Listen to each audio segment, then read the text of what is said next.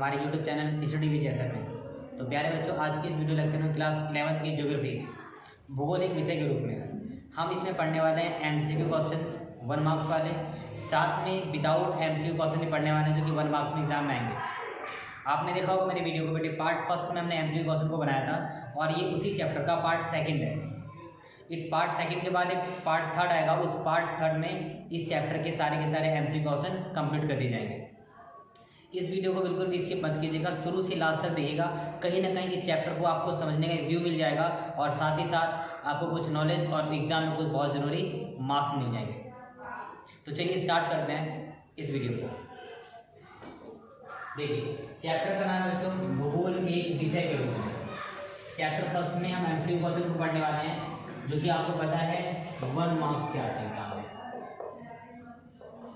ठीक है, पहला क्वेश्चन है। मैं एक बात आपको क्लियर कर देना चाहूँगा, इस ग्रीन बोर्ड के ऊपर मैंने एक क्वेश्चन लिया जो कि MCQ है, उसके बाद सारे के सारे क्वेश्चन विदाउट MCQ है, लेकिन वो सारे के सारे क्वेश्चंस 1 मार्क्स के हैं। ये मैंने इसलिए लिए हैं ताकि आपको थोड़ा सा मैं चैप्टर समझा सकूँ, अगर टोटल MCQ क्वेश्चन चाहिए तो आप मेरी पार्ट फर्स्ट वीडियो को देखिए, वहाँ पर सारे के सारे क्वेश्चन आपको MCQ मिलेंगे। ठीक है, तो चलिए स्टार्ट करते हैं। पहला क्वेश्चन है, देखिए जरा ध्यान से। मानचित्र बनाने की कला का ज्ञान किसने दिया? ऐसे कौन से भूगोलवेत्ता थे जिन्होंने मानचित्र के बारे में अपनी व्याख्या दी और यह कहा कि भूगोल को मानचित्र से समझा जाए? ऐसे कौन से वो भूगोलवेत्ता थे? तो उनका नाम था, सब बच्चों देखो, उनका नाम था टॉलेमी। क्या नाम था बच्चों? टॉलेमी। तो यही वो ऐसे भूगोलवेत्ता थे जिन्होंने ये बात कही थी कि भूगोल के अंदर मानचित्र का होना बहुत ज़्यादा जरूरी है। मैं आपसे कहना चाहूँगा ऐसा क्यों कहा उन्होंने, तो क्या आपको पता है, आप इस बात को जानते होंगे कि कहीं ना कहीं भूगोल को अच्छे से समझने, जैसे मान लो भाई पृथ्वी है, पृथ्वी गोल होती है, इस गोल आकार को बनाने के लिए कला की जरूरत थी। बात को समझ रहे हो? उसके बाद भूगोल को समझने के लिए अक्षांश और देशांतर रेखाओं की जरूरत थी और उसी चीज़ को ग्राफ पर रखा गया। भौगोलिक स्थिति को होना समझने के लिए मानचित्र का होना जरूरी है। ये सारी बातें किसने कही थी? टॉलेमी ने कही थी। अब बढ़ते हैं अगले क्वेश्चन की ओर। देखिए जरा ध्यान से, जिस क्वेश्चन में बताया गया है भूगोल के 2 क्षेत्र कौन कौन से हैं? ऐसे कौन कौन से 2 क्षेत्र हैं जो भूगोल के अंतर्गत आते हैं? यूँ तो बच्चों किताब वगैरह पढ़ेंगे तो भूगोल के 3 क्षेत्र बताए गए हैं, लेकिन कभी भी एग्जाम में अगर पूछा जाए कि भूगोल के क्षेत्र कितने हैं, बच्चे आप हमेशा बताओगे भूगोल के तो क्षेत्र हैं 2 क्षेत्र हैं। आप कहेंगे सर कौन कौन से वो 2 क्षेत्र हैं? तो देखिए बच्चे, पहला क्षेत्र कौन सा होगा? पहला क्षेत्र होगा बेटे भौतिक भूगोल, दूसरा होगा बेटे मानव भूगोल। पहला होगा भौतिक भूगोल, दूसरा होगा मानव भूगोल। अब मैं आपको बताता हूँ बेटे भौतिक भूगोल क्या होता है। भौतिक भूगोल के अंतर्गत कहीं न कहीं प्रकृति के द्वारा दी गई विषय वस्तुओं को शामिल किया जाता है। उदाहरण के तौर पर जलवायु, वायुमंडल, मृदा, जल इत्यादि। यह सब वह विषय वस्तुएं हैं जो कि प्रकृति हमें देती है और प्रकृति के द्वारा दी गई सारी की सारी चीज़ें भौतिक भूगोल के अंतर्गत शामिल की जाती है। दूसरा देखिए मानव भूगोल। बच्चों मानव भूगोल क्या होता है? वह सारी की सारी विषय वस्तुएं जो कि मानव के द्वारा दी गई होती हैं। उदाहरण के तौर पर जैसे कि बंदरगाह, सड़क, नहर, खेत, बिल्डिंग्स इत्यादि। यह सारी की सारी वह विषय वस्तुएं हैं जो कि मानव बनाता है, इसलिए इसे कहा जाता है मानव भूगोल। क्या कहा जाता है बच्चों? मानव भूगोल या मानवीय क्रियाएं कहा जाता है। चलिए, आपने देखा होगा कहीं ना कहीं भूगोल के 2 क्षेत्र हो गए, पहला भौतिक भूगोल और दूसरा मानव भूगोल। मैं उम्मीद करता हूँ आपने इन दोनों क्वेश्चन को अच्छे से समझा होगा। अब चलिए बढ़ते हैं अगले क्वेश्चन की ओर। देखिए जरा, अब आपने देखा इसकी दो भाई भूगोल के 2 क्षेत्र हो गए, भौतिक और मानव। अब भौतिक भूगोल के उपक्षेत्र बताइए। मैं आपसे कहना चाहूँगा, जैसे कि भौतिक भूगोल है ना, तो भौतिक भूगोल के अंडर में कौन कौन चीज़ शामिल की जाती है? मैंने समझाया था अभी, भौतिक का मतलब होता है वह सभी चीज़ें जो प्रकृति के द्वारा दी गई होती है। तो भौतिक के अंदर देखो कौन कौन सी चीज़ें शामिल की जाती हैं। देखो जरा ध्यान से, उपक्षेत्र का मतलब ये होता है कि उस भौतिक के नीचे कौन कौन से ब्रांचेज हैं। तो देखो पहला होगा भू आकृति विज्ञान, मतलब भौतिक भू की जो आकृति है ना, आपकी जो पृथ्वी है जिस किसी भी शेप में है वो किसी मानव ने नहीं बनाई है, वो प्रकृति की देन है, भौतिक की देन है। दूसरा जलवायु विज्ञान। अच्छा, आपको पता है जो आपके आसपास का जो जलवायु है वो किसने बनाया? मानव ने थोड़ी ना बनाया, वो प्रकृति ने बनाया। तो किसके अंदर आ जाएगा? भौतिक भूगोल के अंदर आ जाएगा। अगला देखिए जल विज्ञान। अच्छा बताओ मुझे, जल किसने बनाया? क्या मानव ने बनाया? नहीं बनाया ना, तो ये किसके अंदर आ जाएगा? ये प्रकृति ने दिया, तो ये भी कौन सा भूगोल? भौतिक भूगोल। अगला देखिए मृदा विज्ञान। अच्छा बताइए बच्चों, मृदा किसने बनाई? हमने तो नहीं बनाई ना, तो बताओ कौन सा भूगोल? ये किसके अंदर आया बेटे? प्रकृति के द्वारा मट्टी दी गई। तो जो प्रकृति के द्वारा जो चीज़ें होती हैं वो हमेशा किसमें शामिल की जाती हैं? भौतिक भूगोल के अंतर्गत शामिल की जाती है। बात को समझ रहे मेरी? तो आप ध्यान से देख सकते हैं भौतिक भूगोल के उपक्षेत्र कौन कौन से होंगे? भू आकृति, पृथ्वी का जो आकार है, जलवायु, जल और मृदा इत्यादि किसके अंतर्गत आते हैं बच्चों? यह सब भौतिक भूगोल के अंतर्गत शामिल किए जाते हैं। अब चलिए बढ़ते हैं अगले क्वेश्चन की ओर। देखो जरा ध्यान से, अगला वाला है बच्चों मानव भूगोल के उपक्षेत्र बताइए। हमने देखा भौतिक भूगोल के क्षेत्र कितने होते हैं? भौतिक भूगोल के दो क्षेत्र होते थे। पहला वाला भौतिक कहा गया, भौतिक के अंदर कौन कौन सी चीजें आती हैं हमने पढ़ ली। दूसरा मानव भूगोल कहा गया, मानव के अंदर कौन कौन चीजें आती हैं, वह सभी के सारे कार्य जो मानव खुद करता है, जो मानव के हाथों से, मानव की जरूरत, मानव की सोच से किए जाते हैं, वह सब के सब मानव भूगोल के अंतर्गत शामिल किए जाते हैं। चलिए देखो कौन से हैं। पहला बच्चों देखो, पहला आर्थिक भूगोल। अच्छा बताओ, जो इंसान अपने काम को, अपने जीवन को चलाने के लिए करता है, जिसे वो 2 रुपये कमाता है, वो किसने किया? भगवान ने तो नहीं किया ना, हमने किया। मानव भूगोल के अंतर्गत आएगा। दूसरा देखिए सांस्कृतिक भूगोल। आपको पता है हम लोग जीते हैं, कुछ लोग यूपी के, कुछ लोग बिहार के, कुछ लोग मुस्लिम हैं। इन सबके पहनावे, खान पान, रहन सहन, बातचीत, जाति वगैरह जो बनी हुई है वो क्या भगवान ने बनाई थी? नहीं बनाई ना, हमने बनाई। संस्कृतियाँ किसने बनाई? कहीं ना कहीं मानव ने बनाई। तो ये भी किसके अंतर्गत आएगा बच्चों? मानव भूगोल के अंतर्गत आएगा। जनसंख्या ऐतिहासिक। अच्छा बताओ, तो जनसंख्या बढ़ना और घटना किसके ऊपर निर्भर करता है? भाई भगवान ने थोड़ी ना बंदों को भेजा था, किसी व्यक्ति को तू चला जा, तू भी आ जा। भाई भगवान थोड़ी ना भेजा था। भाई जनसंख्या को बढ़ाना और घटाना किसके हाथ में है? मानव के हाथ में है। तो मानव भूगोल। अगला राजनीति भूगोल। आपको पता है जो आज के टाइम पे राजनीति हो रही नेताओं के, आम आदमी पार्टी, बीजेपी, सब किसने बनाया? क्या भगवान ने बना के था? आज तुम चलाओ राजतंत्र का चलाना, लोकतंत्र नहीं ना, ये सब कुछ किसकी उपज है? मानव की उपज है। तो कहीं ना कहीं ये भी किसके अंदर आएगा बच्चों? किसके अंतर्गत आ जाएगा? मानव भूगोल के अंतर्गत आ जाएगा। आई होप आपने इस क्वेश्चन को अच्छे से समझ लिया होगा। अब बढ़ते हैं अगले क्वेश्चन की ओर। देखिए अगला है वायुमंडल दशाओं का अध्ययन करने वाले 2 विज्ञान बताओ। ऐसे कौन कौन से 2 विज्ञान हैं जो कि वायुमंडल दशाओं का अध्ययन करने वाले 2 विज्ञान कौन कौन से होंगे? देखो वायुमंडल के अंदर क्या होता है बेटे? कहीं ना कहीं जलवायु को शामिल किया जाता है और दूसरे में कहीं ना कहीं मौसम को शामिल किया जाता है। तो यह दो ऐसी दशाएं हैं जिसके अंदर कहीं ना कहीं वायुमंडल का अध्ययन किया जाता है। अब चलिए बढ़ते हैं अगले क्वेश्चन की ओर। देखिए किन विषयों के अध्ययन ने भूगोल को गणितीय चरित्र दिया? यह बहुत ही ज़्यादा इंपॉर्टेंट क्वेश्चन है, ध्यान रखना बच्चों।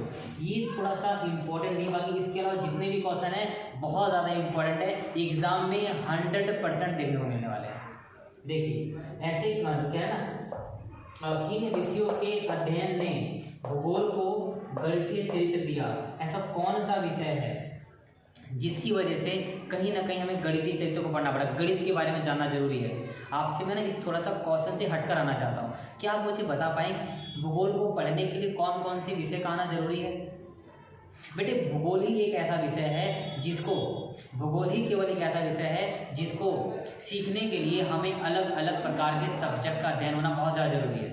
जैसे मैथ का ज्ञान होना, विज्ञान का ज्ञान होना, इतिहास का ज्ञान होना, राजनीति ज्ञान होना इत्यादि, इन सभी और साथ साथ कला ज्ञान होना भी बहुत ज़्यादा जरूरी है आर्ट साइड का। आप कहेंगे ऐसा क्यों है सर?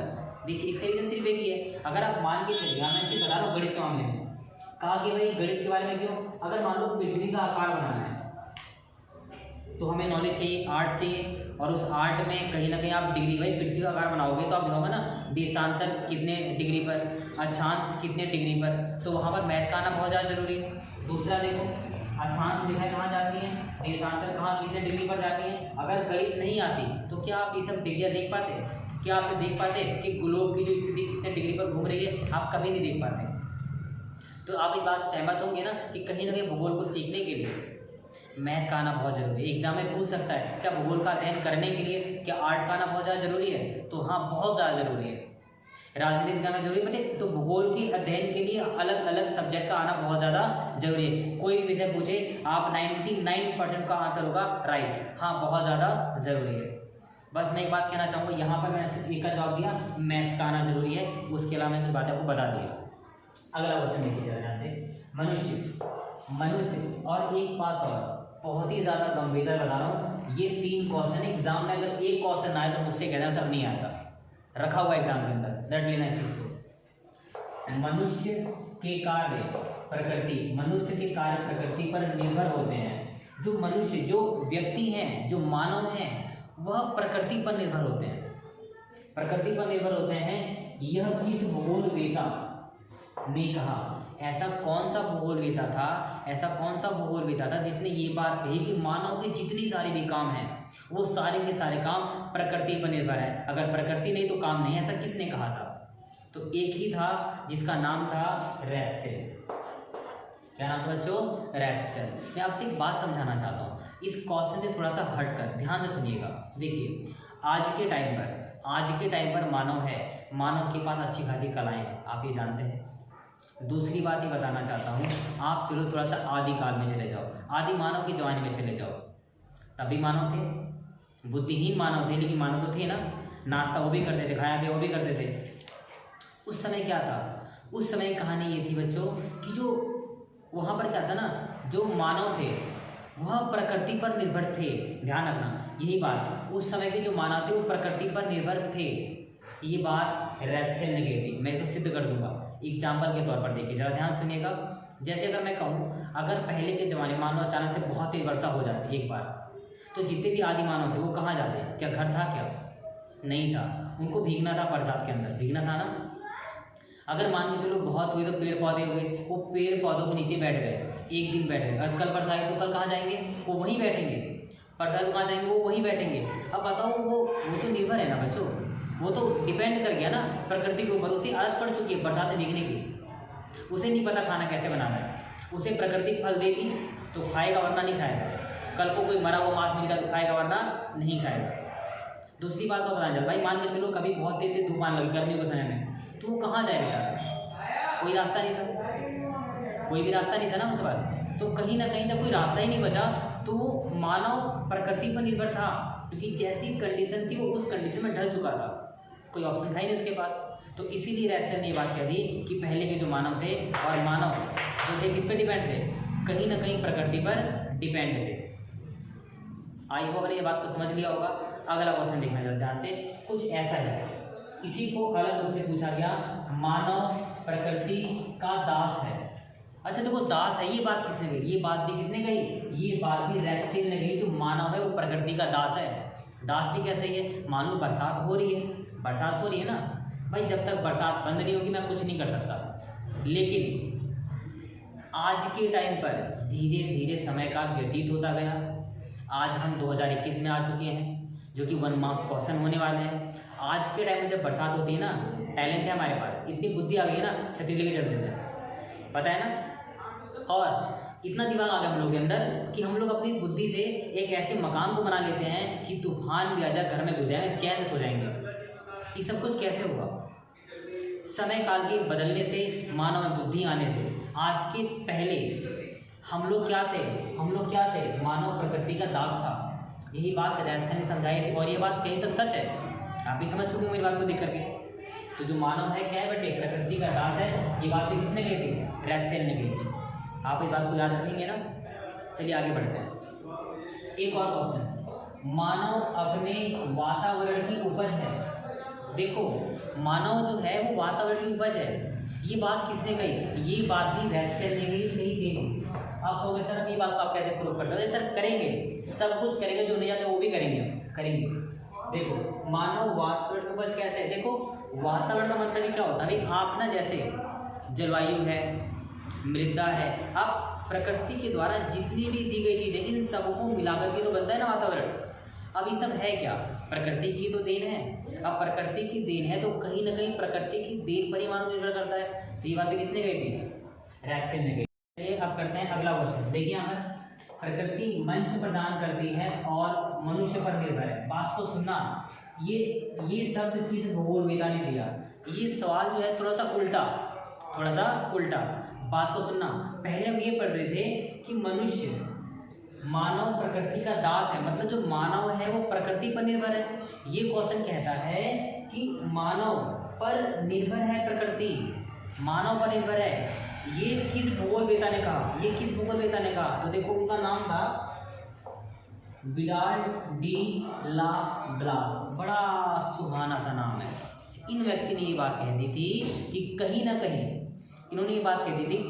कहीं जो प्रकृति है वो मानव पर निर्भर है। आप कहोगे सर कैसे, तो ये मैं बात आपको पहले समझा चुका हूँ। आदि काल में चले जाओ, आदि काल में जाओगे, उस समय प्रकृति पर मानव निर्भर था, जो प्रकृति देती थी खा लेता था। लेकिन आज के टाइम को देखते हुए विडाल डी ला ब्लास ने ये बात कह दी कि जो प्रकृति मानव पर निर्भर है। क्यों नहीं निर्भर होगी भाई, आज के टाइम पर टेक्नोलॉजी हो गई है। अच्छा क्या हो, बरसात अगर मान लो नहीं होती है तो हम बरसात खुद कर लेते हैं। उसके बाद की बात देखना, अगर बाई चांस मान लो धूप नहीं होती है तो धूप भी हम लोग खुद ही ले आते हैं सोलर ऊर्जा लगा के। लाइट नहीं होती है और रोशनी नहीं है तो लाइट खुद जला लेते हैं। तो ये सब कुछ क्या हुआ, कहीं ना कहीं अपनी इस बुद्धि की वजह से। तो आज के टाइम पर क्या है, आज के टाइम के जो भूगोलवेता हैं उन्होंने आज के टाइम को देखते हुए विडाल डी ला ब्लास ने कहा था कि प्रकृति मानव पर निर्भर है।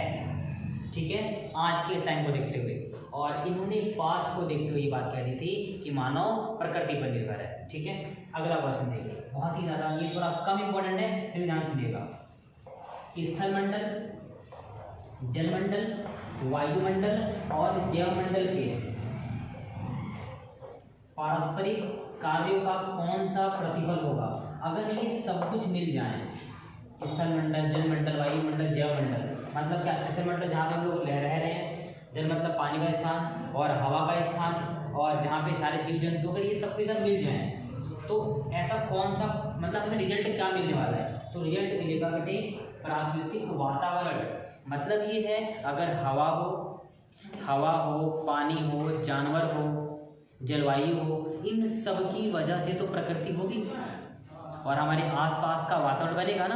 तो इन चारों चीज को मिलाकर ही हमारे पास ये देखी जाती है, जिसे आप कहते हो प्राकृतिक वातावरण कहते हो। चलिए बढ़ते हैं अगले क्वेश्चन की ओर, देखिए जरा सा। अच्छा क्वेश्चन है, रटना है, कुछ भी नहीं करना, बस रटना है, एग्जाम में आ सकता है, बहुत ज़्यादा चांस है।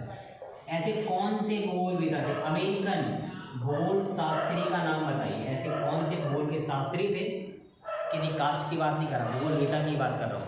कौन थे जो अमेरिका से थे, तो सर उसका नाम है हॉर्डसन और एडवर्ड एकमैन। ठीक है, और आपको याद है एक था रीटर, जर्मन का था, याद है ना, रीटर, कार्ल रीटर जर्मन का था, हम्बोल्ट जर्मन का था। तो ये जो थे ये कहाँ के थे, अमेरिकन के थे। अगला क्वेश्चन देखिए बच्चों, भूगोल एक विज्ञान है, भूगोल एक विज्ञान है, ये बात सच है। भूगोल एक सब्जेक्ट है ऐसा जो कि हर एक सब्जेक्ट को बिलोंग करता है, मैथ भी है, विज्ञान भी है, आर्ट भी है, राजनीतिक भी है, ना जाने क्या क्या है। तो भूगोल एक विज्ञान है जिसमें पृथ्वी का मानव के घर के रूप में अध्ययन किया गया। मानव का घर ही तो है पृथ्वी भाई, जैसे हमारे माता पिता ने हमारे घर बनाया, हम उसमें रह रहे हैं ना, भगवान ने भी हमें एक पृथ्वी दी, हमें एक घर दिया जिसमें पूरा का पूरा संसार बसा होता है। यह परिभाषा किसने दी, तो इसका नाम था, क्या नाम था बेटे, डडले स्टैम्प ने ये बात कह दी थी कि जो पृथ्वी है वह हमारा घर है जिसके अंदर हम रहते हैं, यह एक विज्ञान भी है। ये सारी बातें आपको शायद समझ में आ गई अच्छे से। एक बात मैं कहना चाहता हूँ, देखिए बच्चों, इस वीडियो को ज़्यादा लंबा ना खींचूं इसलिए मैंने शॉर्ट में बताया है। मैं पहले मेरा जो टारगेट है, ये टारगेट है कि मैं कहीं ना कहीं सारी पूरी की पूरी बुक को पहले 1 मार्क्स से लिखवा दूँ, थोड़ी सी एक्सप्लेन देते हुए। उसके बाद जब ये हो जाएगा तो आपका जब फाइनल टर्म एग्जाम आएगा तब तक मैं आपके सामने पूरी डिट्टो किताब with question answer with notes provide करा दूँगा। मैं इस बात की गारंटी देता हूँ कि इससे बाहर एग्जाम में कुछ नहीं आएगा 1 मार्क्स क्वेश्चन में। और ये सारे के सारे कलाकारी इसलिए पूरी गई है ताकि आने वाला एग्ज़ाम जो कि 30 तारीख के आसपास होने वाला है, इसे आप अच्छे से कर पाएँ। मैं इस बात को एक बात और कहना चाहूँगा कि ये जो पहला चैप्टर है 1 मार्क्स क्वेश्चन 3 पार्ट में ख़त्म होंगे। यही बात कहते हुए मैं कहता हूँ धन्यवाद।